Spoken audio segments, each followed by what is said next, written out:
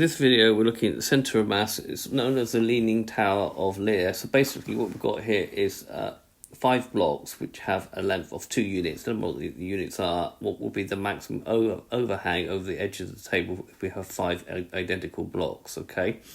So you can actually take this app, okay, which was the link is in the video, and move these sliders and see if you get the correct solution. You need to bear in mind the position of the mass relative to O is given by m1 plus m2. So all the masses times the distance, okay, and then you take the mass times each of the individual distances. That has to be equal. So you can get the distance by taking that and then dividing by the sum of the masses. Now, however, you can look at the solution here going down the right-hand side. So for one block, okay, x bar will be -1 times m.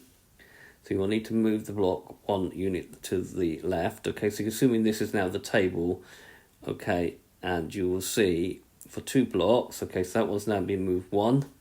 Okay, we will need to move this one here a half, or move this one out a half, but to animate it, I had to move that way. Get 3 blocks, okay, and the same here. The next one, you will move that 1/3 in. So basically you move that one out 1/3 because that's what we're actually doing. Okay, and the same here, we're going to move this one 1/4, and you can see what's going to happen. The last one's going to get moved 1/5. Okay, and then if you add all these up, we'll see we're correct there. If you add all these up, that will give you the maximum overhang you can for 5 blocks, okay?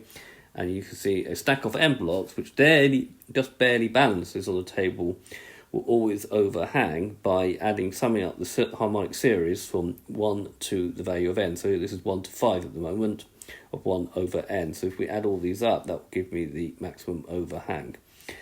Okay, so there's the mathematics about it, using the centre of mass. So moving the centre of mass each time, okay, and you can see the thing with a diagram. I hope this helps you understand the problem. Have a closer look using the GeoGebra app, and I thank you very much for watching.